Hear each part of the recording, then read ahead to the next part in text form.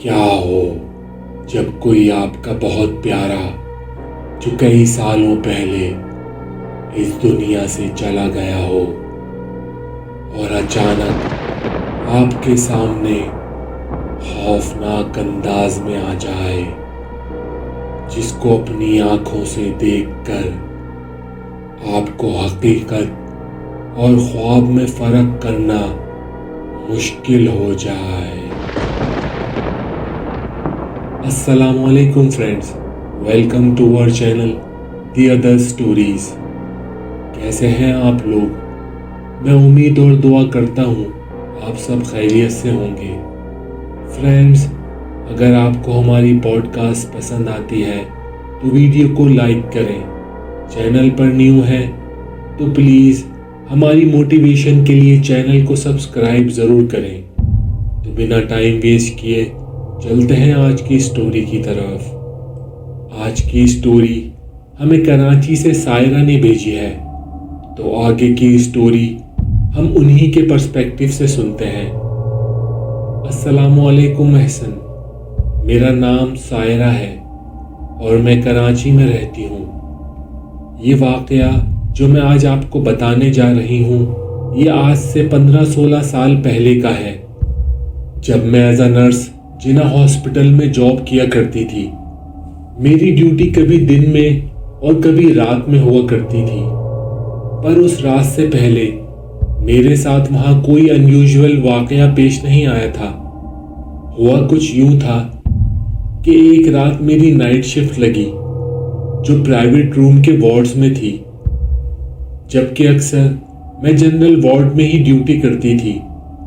पर उस दिन हमारे इंचार्ज ने मेरी ड्यूटी प्राइवेट वार्ड्स में लगा दी थी, जहां मेरे अलावा मेरे साथ एक हेल्पर नर्स भी थी। खैर, मैं वहां चली गई, पर वहां उस दिन सिर्फ वार्ड में 3 पेशेंट ही एडमिट थे। एक रूम नंबर 204 में, एक 203 और एक 201 में। 203 और 201 में जो पेशेंट थे उनकी तबीयत ज़्यादा क्रिटिकल नहीं थी, तो मैंने उनको रात की मेडिसिन दे दी और वो सो गए। पर 204 में जो पेशेंट थी वो काफ़ी उम्र रसीदा खातून थी और उनकी तबीयत दूसरे पेशेंट्स के मुकाबले में थोड़ी ज़्यादा ख़राब थी, जो एक हफ्ते से हार्ट पेन की वजह से हॉस्पिटल में एडमिट थी।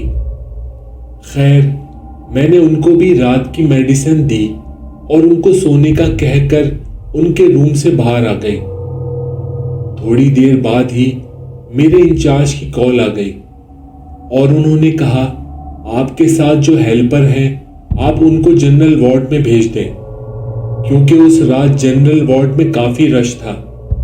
तो मैंने भी बेफिक्र होकर अपने साथ मौजूद हेल्पर को नीचे जनरल वार्ड में भेज दिया कि यहाँ तो इतना ज़्यादा काम भी नहीं है और पेशेंट भी सिर्फ 3 ही हैं। पर आगे जो कुछ मेरे साथ वहाँ होने वाला था, अगर उसका इल्म मुझे पहले से होता तो मैं यकीनन उसको वहाँ से जनरल वार्ड में कभी जाने नहीं देती।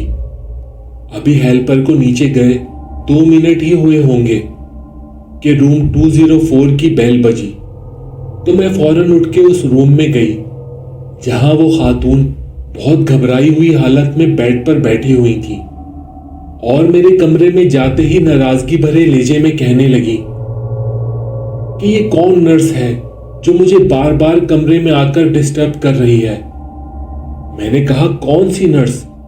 तो वो कहने लगी कि अभी थोड़ी देर पहले एक नर्स आई थी जिसके आने से मेरी नींद खराब हो रही है। आप प्लीज इसको कह दें कि वो मुझे डिस्टर्ब ना करे।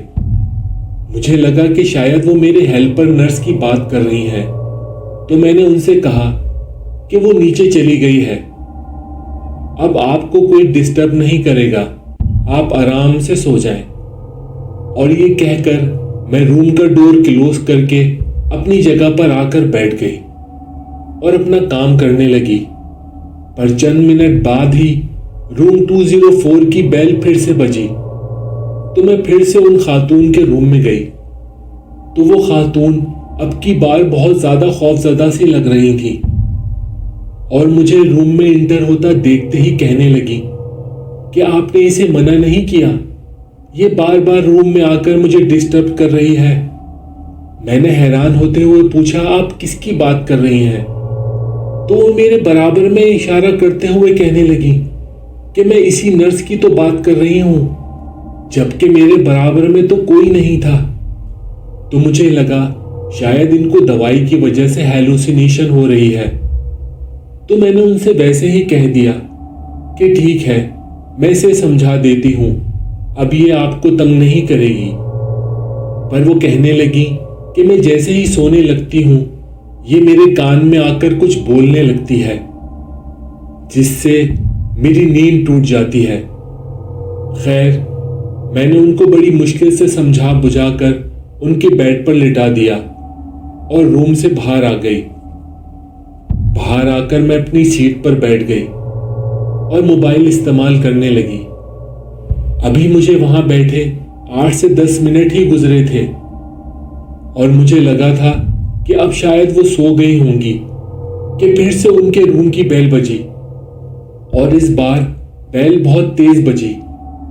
तो मैं फौरन ही अपनी सीट से उठकर उन खातून के रूम में भागती हुई गई। तो वो खातून फिर से बेड पर बैठी हुई थी और मेरे रूम में जाते ही गुस्से में कहने लगी, जब मैंने तुमको मना किया है कि इस नर्स को रूम में आने मत दो, ये मेरी नींद खराब कर रही है, तो तुम क्यों इसे बार बार मेरे कमरे में भेज रही हो? तो अब की बार मैंने भी उनसे कहा कि आप किस नर्स की बात कर रही हैं? यहाँ इस रूम में, बल्कि पूरे वार्ड में मेरे अलावा कोई नर्स नहीं है। तो वो और गुस्से में कहने लगी, तुम्हारा दिमाग खराब हो गया है या तुम मुझे पागल समझ रही हो? वो देखो, कमरे के कोने में वहां वो अभी भी खड़ी है और मेरी तरफ देखकर मुस्कुरा रही है।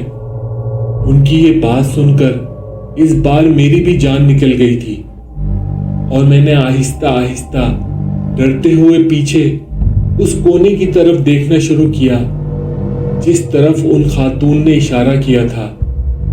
मेरा दिल जोर जोर से धड़क रहा था, पर जैसे ही मैंने उस तरफ देखा तो वहां कोई नहीं था। ये देखकर मैंने सुकून की लंबी सांस ली और उनसे कहा, वहां तो कोई नहीं है।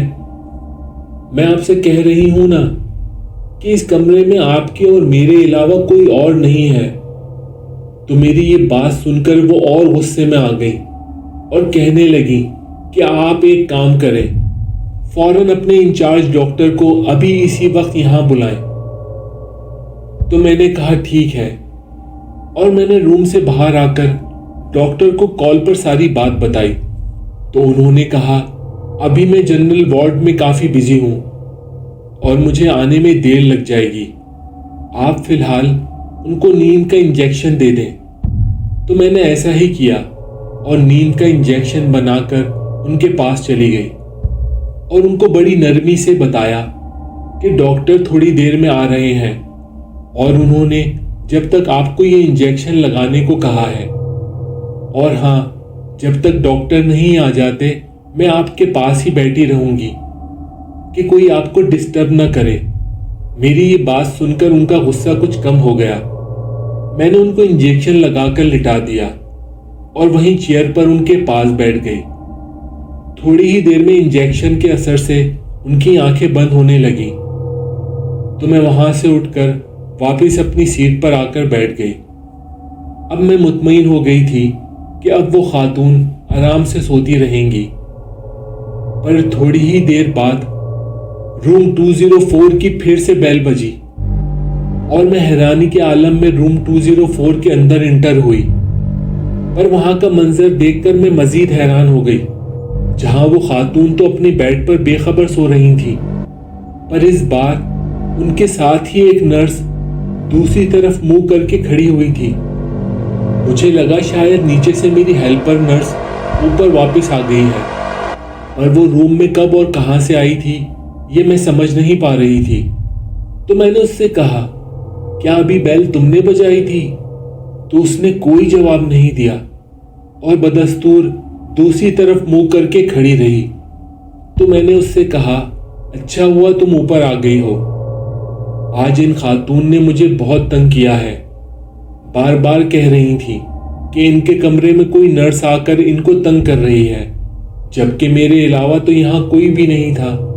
तो उस नर्स ने जो अभी भी उसी तरह मुंह मोड़े खड़ी थी, बड़ी अजीब सी आवाज में कहने लगी कि हाँ, ये ठीक कह रही थी कि इनको नर्स तंग कर रही है। उसकी ऐसी आवाज सुनकर मैं अंदर तक से हिल चुकी थी, पर मैंने फिर भी उससे बड़ी हिम्मत करके कहा कि कौन सी नर्स, मेरे अलावा तो यहाँ कोई नर्स नहीं थी। तो उसने उसी भारी आवाज में कहा कि तुमको नर्स नसरीन याद है, जो कुछ अरसे पहले अचानक गायब हो गई थी और बहुत ढूंढने के बावजूद भी उसका कुछ पता नहीं चला था। तो मुझे फौरन याद आ गया, क्योंकि अक्सर नसरीन की शिफ्ट मेरे साथ ही हुआ करती थी, जो कुछ ही दिनों में मेरी बहुत अच्छी दोस्त बन गई थी। पर मैंने फिर भी कंफर्म करने के लिए उससे पूछा कि तुम उसी नसरीन की बात कर रही हो ना, जो सक्कर से आई थी? तो उसने कहा हाँ। तो मैंने उससे कहा, तुम नसरीन को कैसे जानती हो? तुमको तो यहाँ आए अभी कुछ मंथ ही हुए हैं। तो उसने आगे जो कहा, उसने मेरा खून खुशक कर दिया था। उसने कहा, ये मुझे इसलिए पता है कि मैं ही नसरीन हूं। और ये कहकर उसने मेरी तरफ अपना मुंह किया तो मेरी बची कुची टांगों की जान भी निकल गई। वो वाकई नसरीन थी, पर उसका चेहरा बिल्कुल सफेद पड़ चुका था और आंखों की जगह सियाह गड़े पड़े हुए थे, जिसको देखकर मैं वहीं पर बेहोश हो गई। और जब मैं होश में आई तो मैं हॉस्पिटल में ही एक बेड पर थी और मेरे पास मेरी हेल्पर नर्स और मेरे डॉक्टर इंचार्ज खड़े हुए थे। मेरे होश में आते ही तो उन्होंने बताया कि तुम 4 घंटे बाद होश में आई हो, और मुझसे पूछा कि तुम्हारे साथ ऐसा क्या हुआ था जिसकी वजह से तुम बेहोश हो गई थी। तो मैंने उन्हें बताया कि मैंने उस कमरे में नसरीन को देखा था।